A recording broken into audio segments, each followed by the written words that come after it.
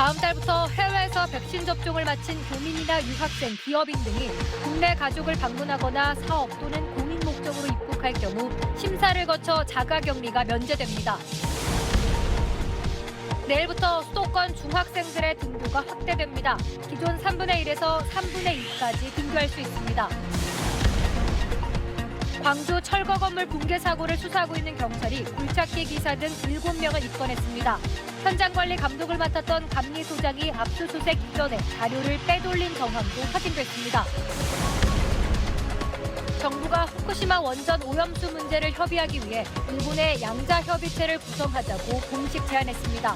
국제기구를 통한 검증과는 별도로 인접국으로서 협의가 반드시 필요하다는 겁니다.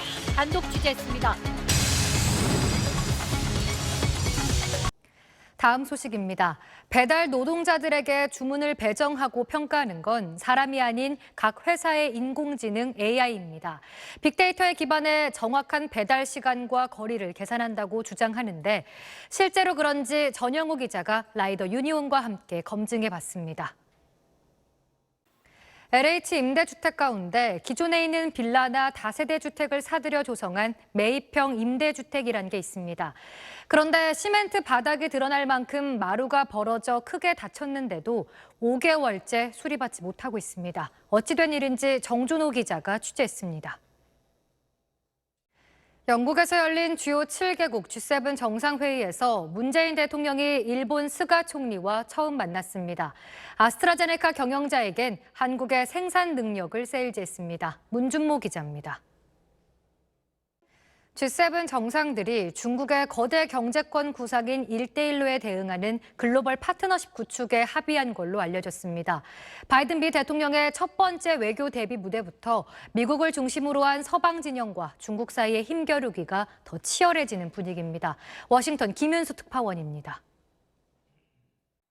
중국에선 상가 건물에 가스관이 폭발하면서 12명이 숨지고 130여 명이 다치는 큰 사고가 있었습니다. 건물이 순식간에 무너지면서 많은 사람이 매몰됐는데 시진핑 주석이 직접 나서 철저한 조사를 지시했습니다. 베이징에서 김지성 특파원입니다. 농사 짓는 사람들이 잠시 쉬거나 창고로 쓰는 작은 건물을 농막이라고 합니다. 주택이 아니라서 허가도 필요 없고 세금도 내지 않는데 이런 점을 악용해 별장처럼 꾸며놓은 불법 농막이 늘고 있습니다. 조재근 기자입니다. 8시 뉴스 마칩니다. 시청해주신 여러분 고맙습니다.